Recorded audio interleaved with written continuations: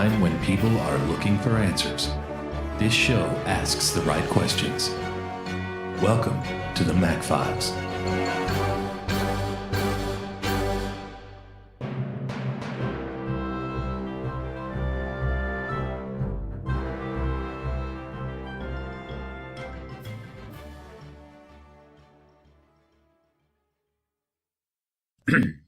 And a good evening, everyone. Chris McDonald with the Mac Files broadcast. We've got a new friend and guest tonight, Paulina from Turning Point USA.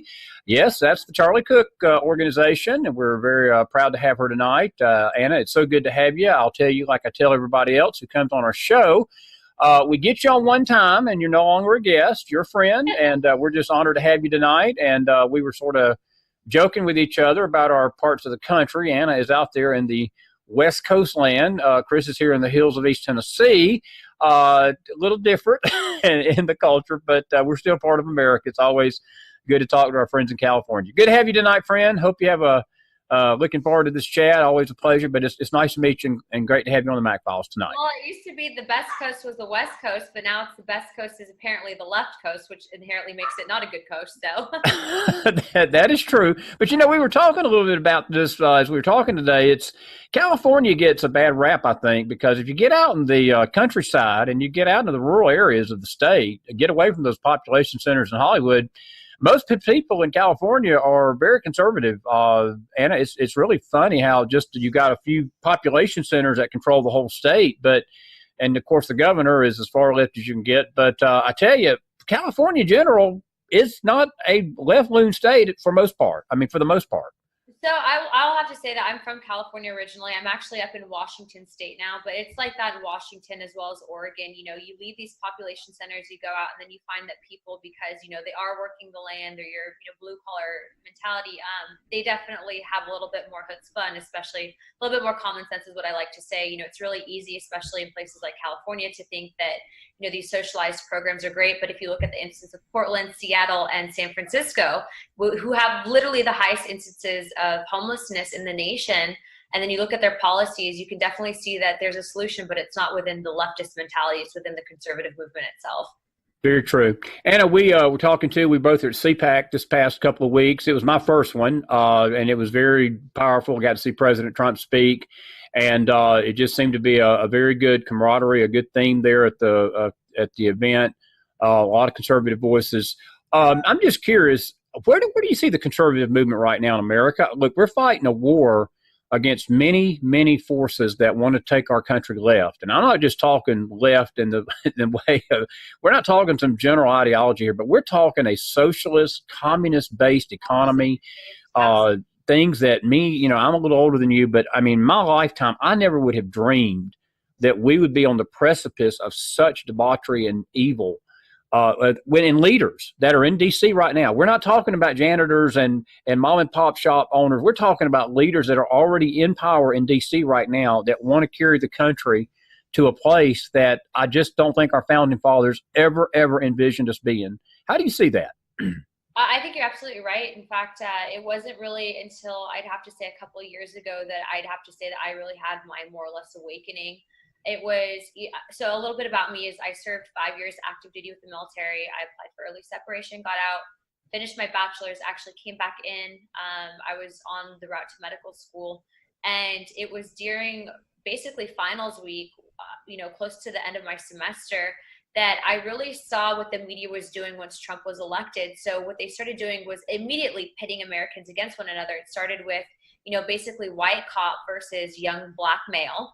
And then it turned into this quote unquote Muslim ban, which never actually was a Muslim ban, right? If anyone knows anything about terrorism or instances of terrorism in foreign countries, you'll know that this travel restriction was to areas that had high instances of terrorism, not to mention there is such thing as sleeper cells that unfortunately a lot of Americans aren't aware of because of the fact that we are so protected by, law enforcement and various government agencies that really do their job to protect us. And then on top of that, then I saw the whole immigration thing. So I actually got really frustrated. I wrote an article about this, and then the more that I started doing my own digging, the more I really realized what this agenda was, that it was essentially propaganda, and that what they were trying to do was not only stifle the voices of those that were trying to speak out, but essentially use the mainstream media to really brainwash the younger generation into thinking that this president was not only anti-American, anti-immigrant, but that he was literally after the American people, and that could be farther from the truth. So I think that, really where I kind of decided was, I was like, I could go to medical school, I got accepted, or am I going to stand fight? And then I really remembered my oath of enlistment, which is to uphold and defend the Constitution of the United States of America against all enemies, foreign and domestic. And it is my opinion that when you have an entire group of people within government that are seeking to take down, sabotage, and create a fake, Russian event that never took place, that borders treason in my opinion.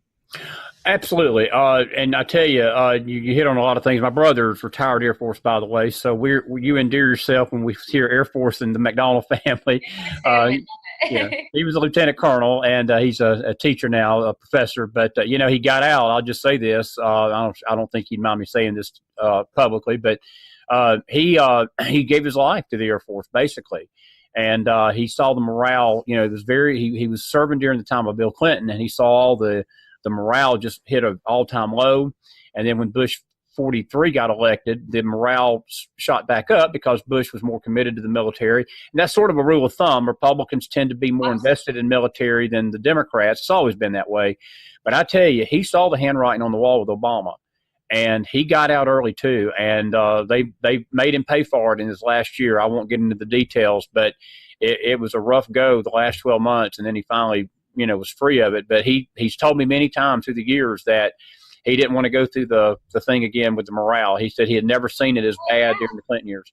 Absolutely. I was actually in during the Obama era, then I got out and I came back in under the Trump era, and it's a world of difference. And you can tell that, when you are talking and interacting, we should be, if anything, hoping that the United States military has the morale that's through the roof, because it's in my opinion that, yes, we are the premier fighting force, but if we're being treated like crap, we're going to feel that and we're not going to want to stay in. So I can absolutely attest to that. It was absolutely true. Yeah, absolutely. What was, where did you serve? Did you serve anywhere overseas?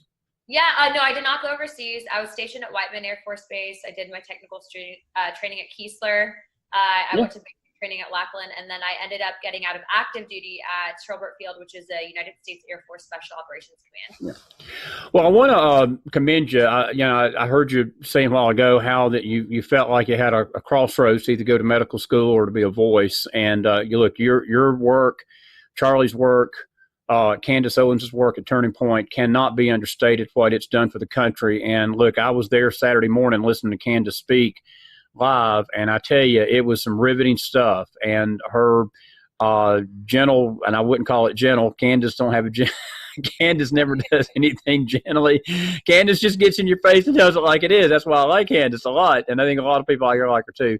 But all jokes aside, Anna, we've got to be a voice right now. This country is facing, as I said, a pull to the left unlike it has ever had.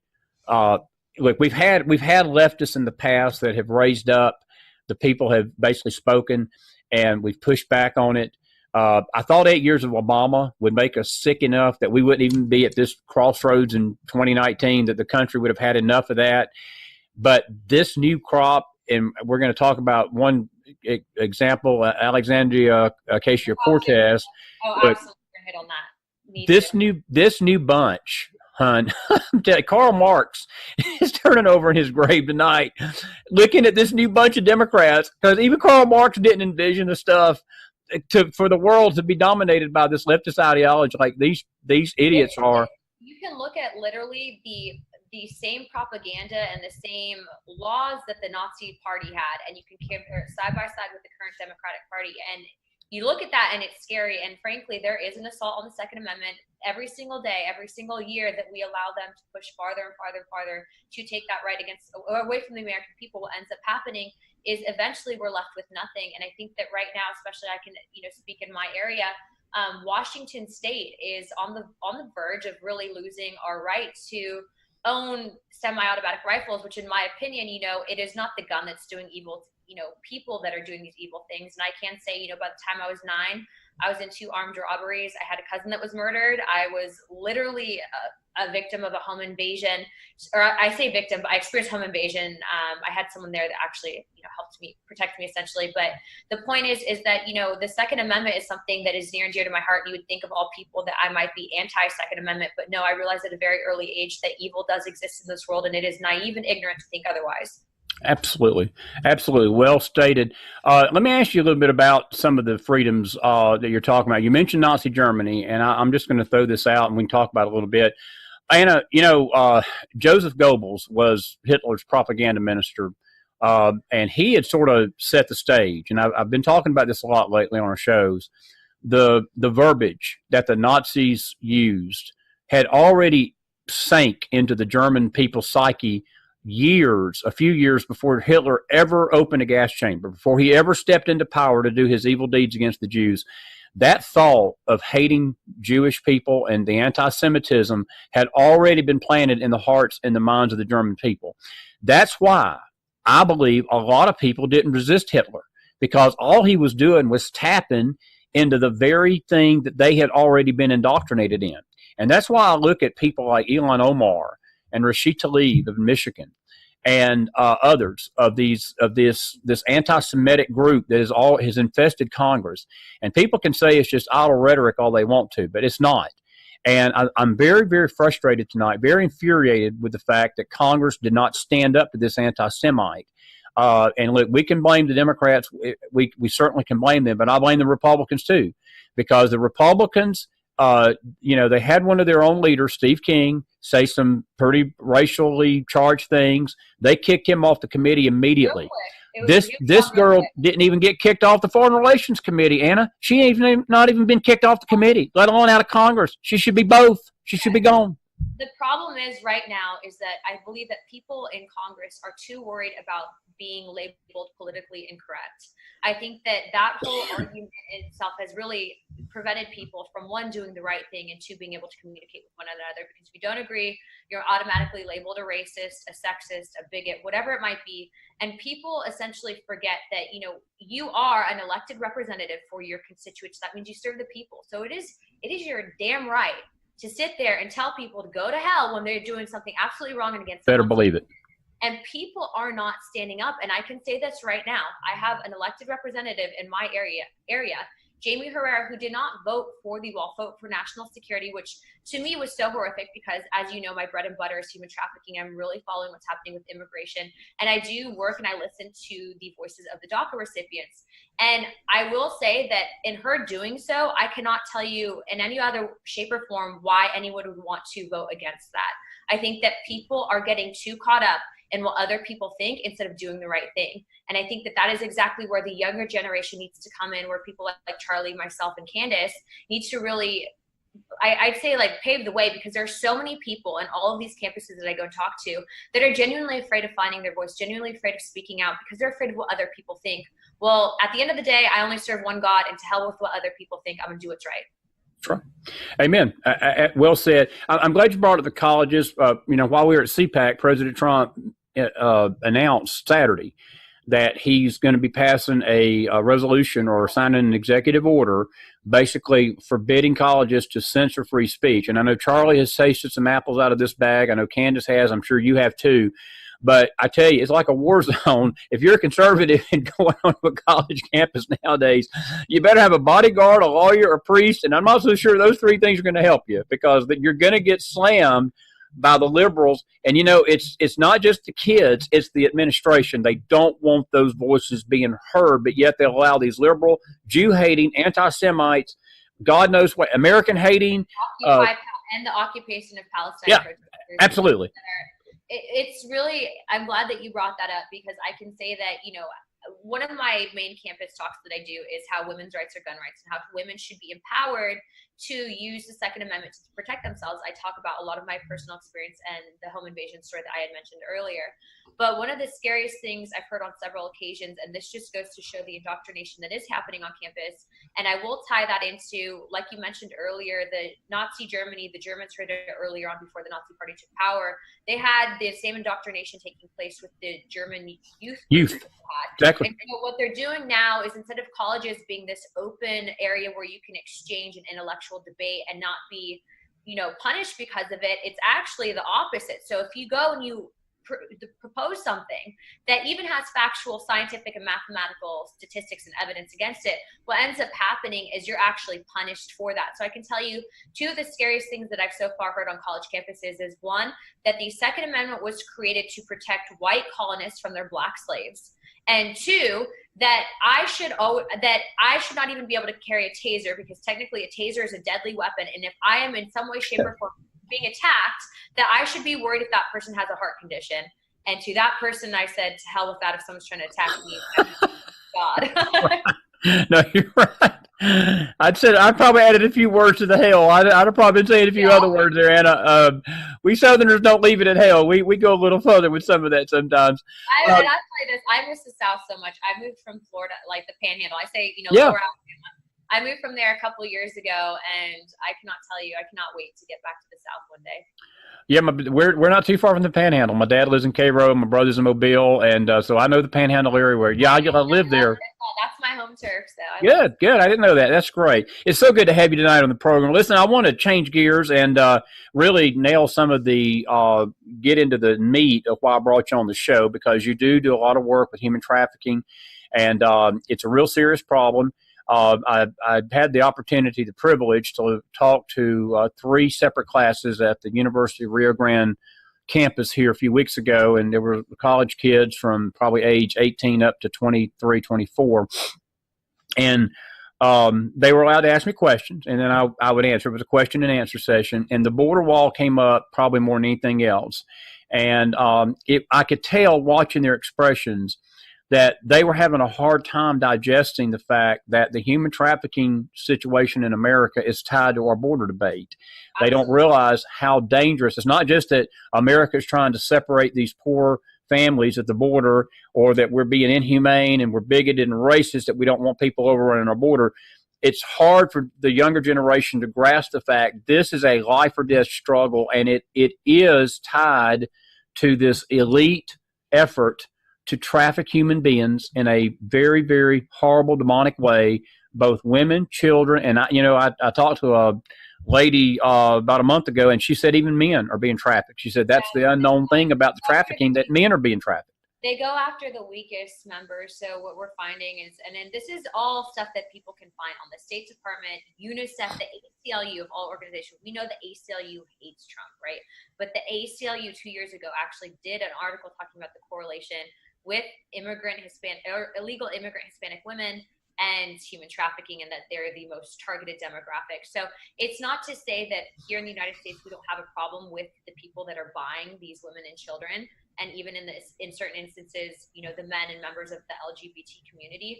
But the problem is that there is absolutely a correlated instance of an open border and what's happening with the trafficking. People will say, okay, well, illegals come in through other ports, and technically no human's illegal. Okay, first and foremost, to clear a couple things up here, this whole reason why I even basically took up arms against this is because before I even was political, right?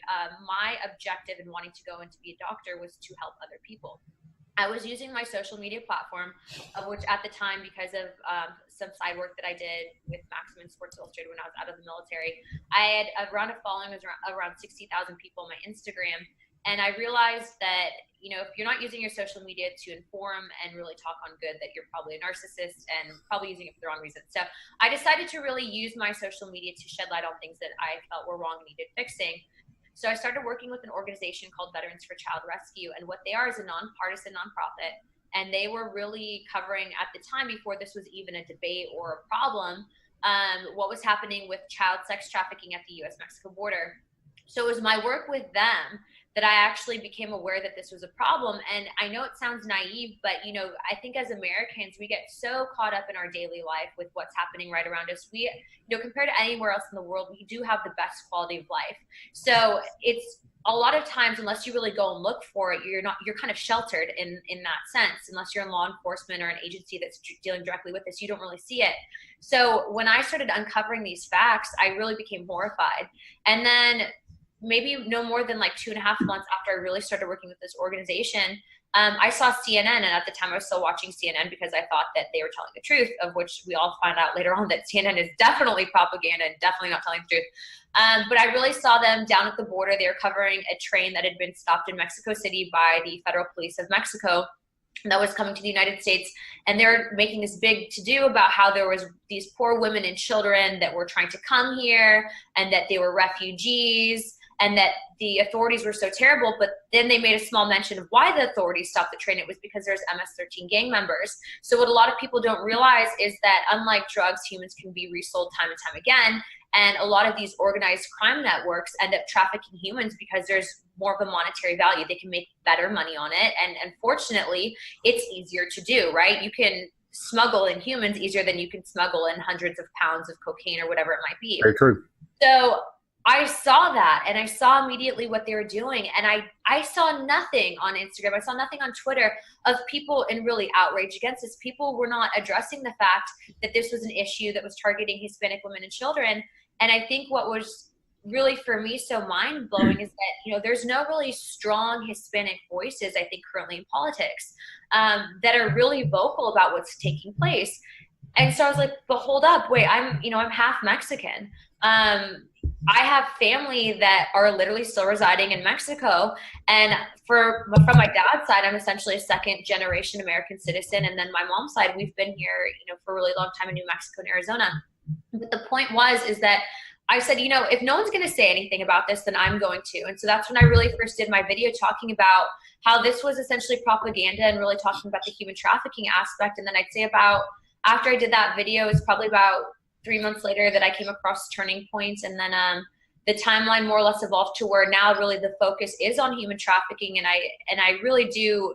I can say that when people think of me, they associate me with human trafficking, which I'm glad of, because I think that platform absolutely needed to be spoken of. But to also remind people when they're talking to, leftists, or they're trying to talk to people about why we need border immigration, that should be your strongest point. Because at the end of the day, what they are going to do, what the left will do, is they're going to brand conservatives, they will brand Republicans as these racist, immigrant-hating people, and that couldn't be farther from the truth. And, it's my great privilege to say that, I've recently talked to an outreach portion of the GOP, and I hope to work with them in the future to really change that narrative. Because first and foremost, there is nothing wrong with one owning the fact that we're all Americans. But what is really unfortunate is the fact that the left will focus on race. And so they almost talk about being, a white male as a bad thing. Why is that bad? We're all Americans. I'm biracial. Why is that a terrible thing? Why does it have to be that either you are indoctrinated into this mindset or you're considered a racist and a race traitor? Yeah, very well said. Let me ask you a couple of questions, some of the along the lines. Let me just draw a parallel here for you and get your take on this. Have you noticed that the two arguments over our country right now is the border wall and abortion?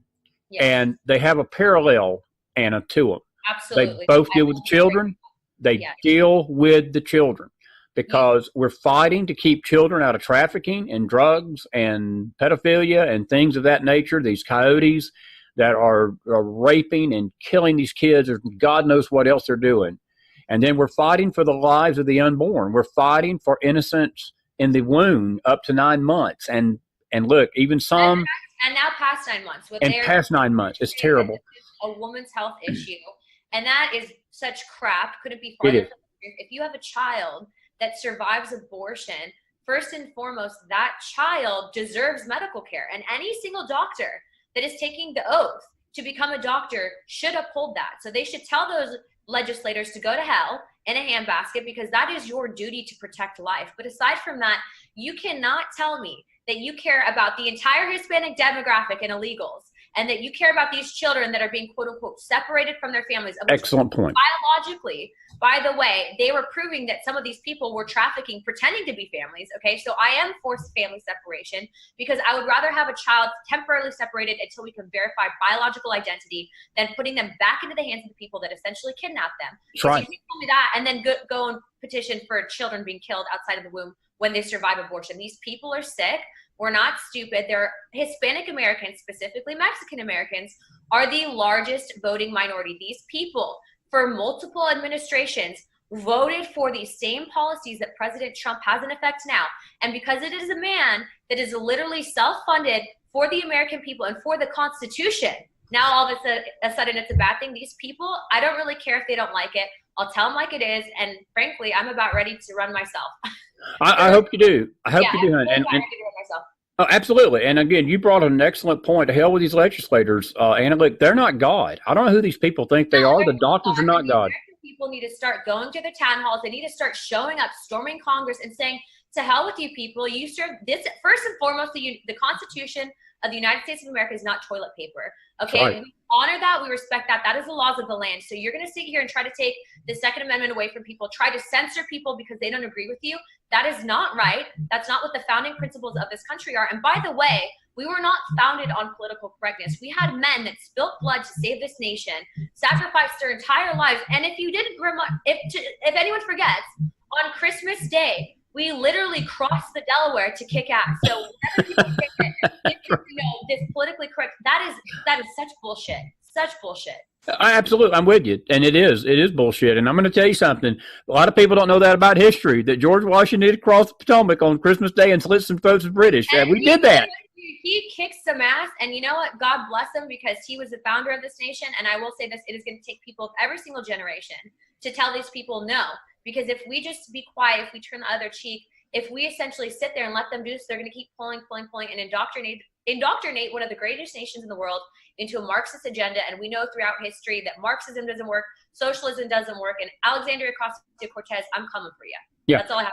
Why do you think? Why do you think that she's so appealing to the millennials right now? So what they recently found out, what she admitted in an interview, is she actually essentially had answered a casting call, and that she was, what I heard. And Young Turks, who ironically takes handouts from George Soros, provided her with the platform that she needed in order to get funding, because she does receive donations. And how it works for most people, if they aren't aware, is that if you have a nominee for Congress and they're campaigning, that from, I think it's one couple, that they can only receive around $11,700. So, you do essentially have to fundraise, and then you can take donations from super PACs. So long story short, with her, what they've managed to do is they found someone that is, for argument's sake, trendy. She knows how to use social media. She is, for argument's sake, with the times in regards to fashion, and she's not terrible looking. But the problem is she has nothing in between her ears. And so you sit there and you wonder, like, how did she get there? Well, the truth will always prevail. And it did come out that she was essentially found. She was casted like an actress, and now she's in Congress. And the problem is that as much as we conservatives think that she's a total airhead, she literally has so much clout with the younger generation. Absolutely. That it's disturbing. And it's the younger generation that they are targeting via our college campuses. And I found that out via Turning Point, and really my work with these college campuses to indoctrinate them into this pro-socialist agenda. So I'll say this, first and foremost, we are a republic. We are not a democracy. Absolutely. And secondly, democratic socialism is such crap. It's such a guise for a thing that won't work. And aside from that, if I bust my ass to make my dollar, I'm keeping my dollar. I'm not going to sit there and give 70% to the government for every dollar that I make. And when she's sitting there and saying that she wants to tax Americans 70% to go for some garbage new green deal that won't even help the problem, no. That's how you know it's an issue. And I think that we need to take legislators that are going to mentor, invest time in the young and up-and-coming generation, because they can't do it forever. We need people that are going to fight back and stop hiding behind this guise of what political correctness is. Well, you brought up a great point, and I'm going to just throw this on the Republicans for a minute. The Republicans got to stop reading off cue cards and talking from this. They got to start talking from this, and like you just expressed to me, they've got to come at us with that kind of heart, Anna. They've got to come at the American public. Look, we've got the right argument, but we don't have the right presentation. It's a great point of that is during Justice Kavanaugh hearings, and yes, I love saying justice because he was confirmed, regardless of what they tried. They wanted to make against him.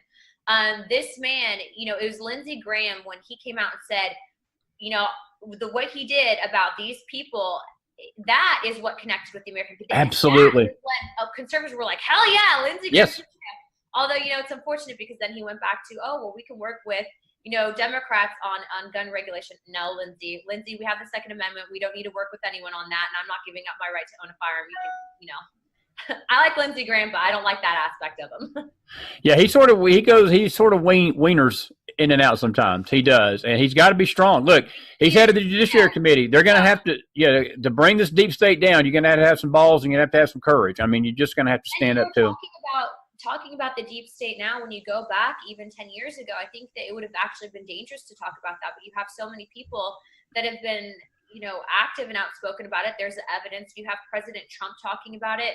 I mean, people like to think, and it really baffles my mind when people are like, oh, well, he shouldn't be on Twitter. No, he's on Twitter because he wants to connect directly. He wants to get that message out there. And frankly, I'm so tired of politicians using these big words. I mean, you need to communicate with your demographic. Do you think sitting here and reading off Oxford dictionary terms are going to really connect and get the message across? It's not going to. So the way that he connects, and having, met him very briefly at the Young Black Leadership Summit with Turning Point, I will say that he's the people's president. And for God bless Melania Trump, because you know what? If she was the wife of a Democratic president, she would be the next Jacqueline Kennedy. I mean, they put Michelle Obama on a platform, and that woman dressed like crap. Yeah. So that's just and I hate to say it, but she's, for as much as she's just doing amazing things as a first lady, they will tear down the entire first family. And in my opinion, it's terrible to see. But that is exactly why we have patriots of all color and creed who decide, I'm a conservative, I'm going to be outspoken, and I'm going to fix this problem. And I think that we are at a crossroads. We can go one way or the other, and it is going to take everyone. I don't care if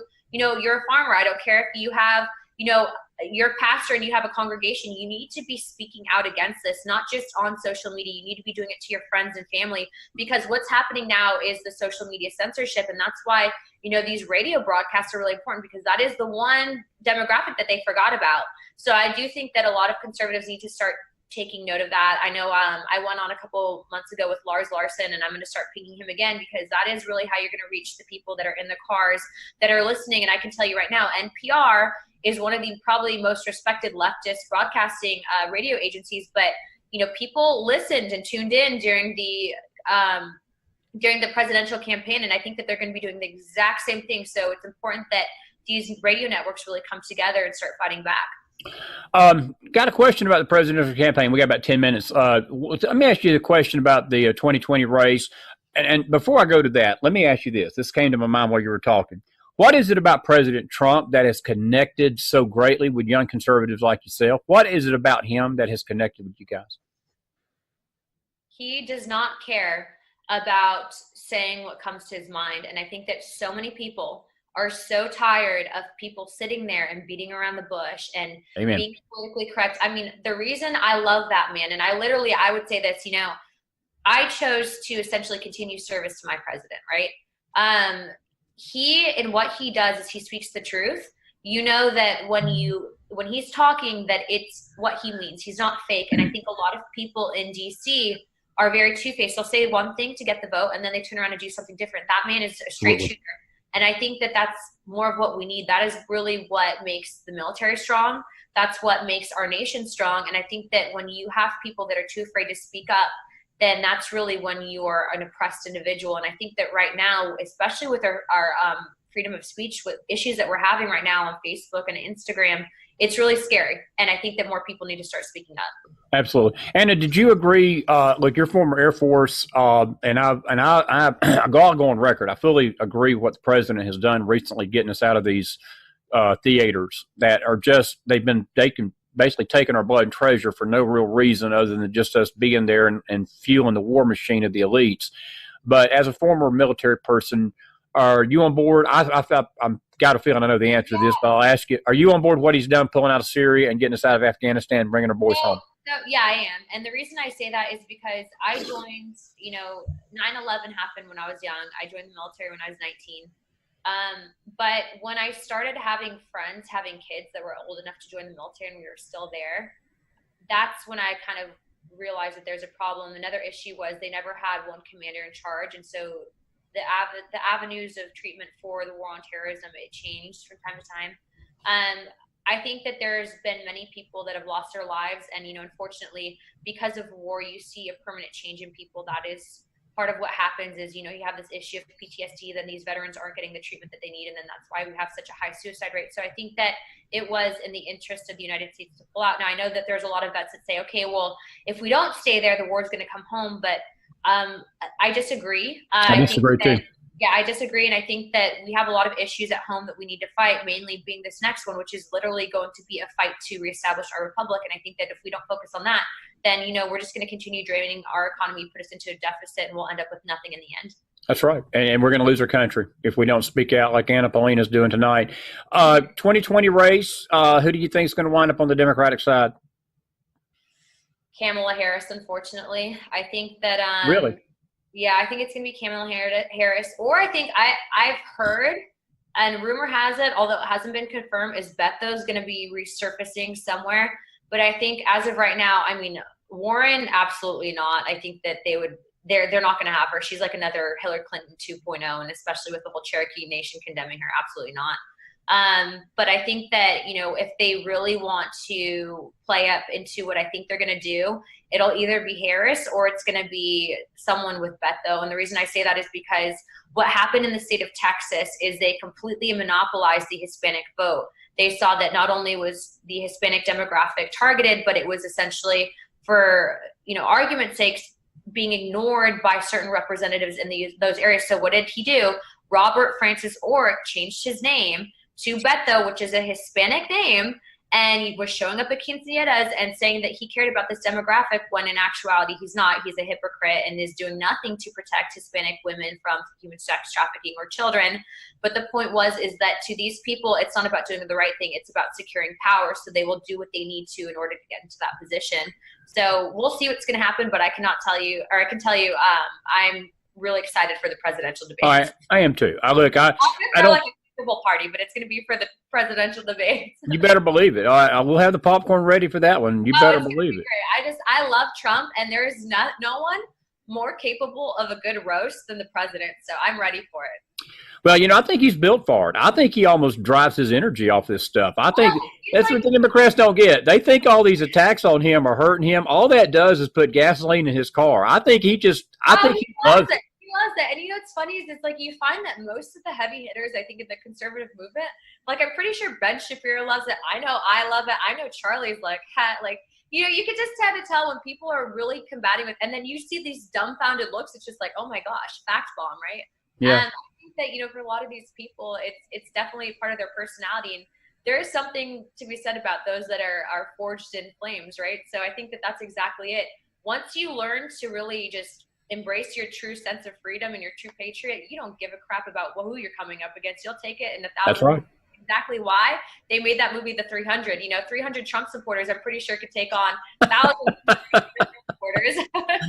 Well, that's excellent. I think I read something the other day. It was sort of a meme. It said that the 300 of Sparta didn't go looking for the enemy. They went looking for the fight. They didn't care who the enemy was. They were. And you know what?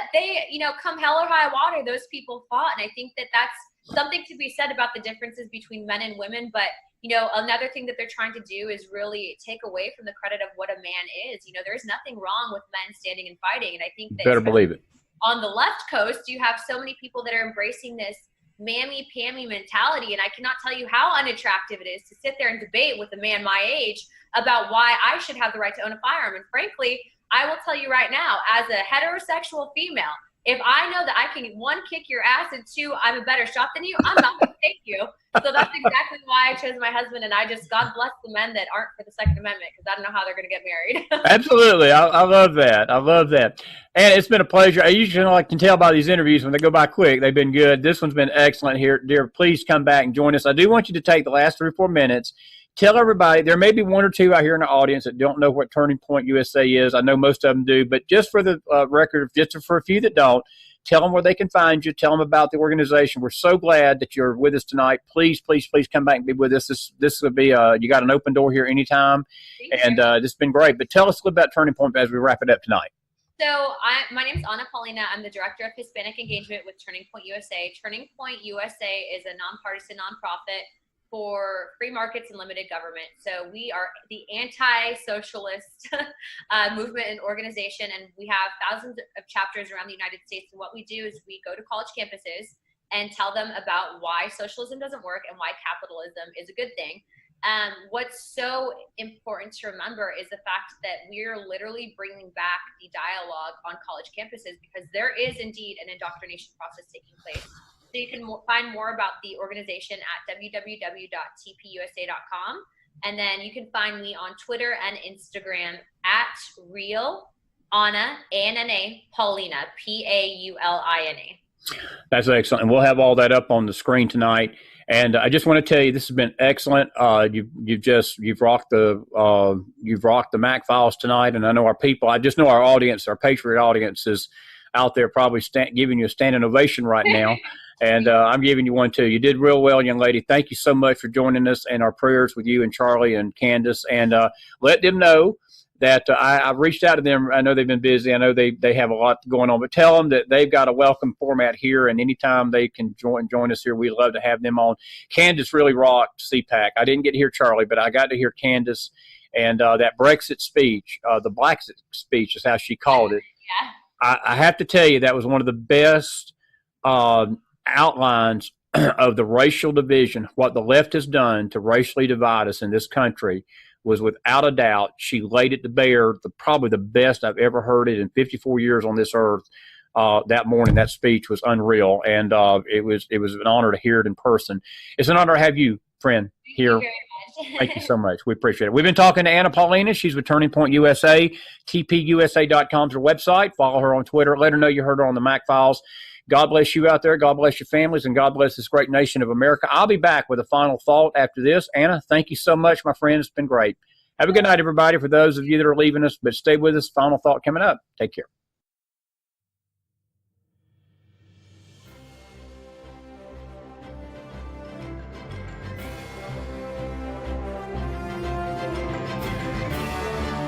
You've been listening to the Mac Files. Follow Chris on Twitter at ChrisMC44.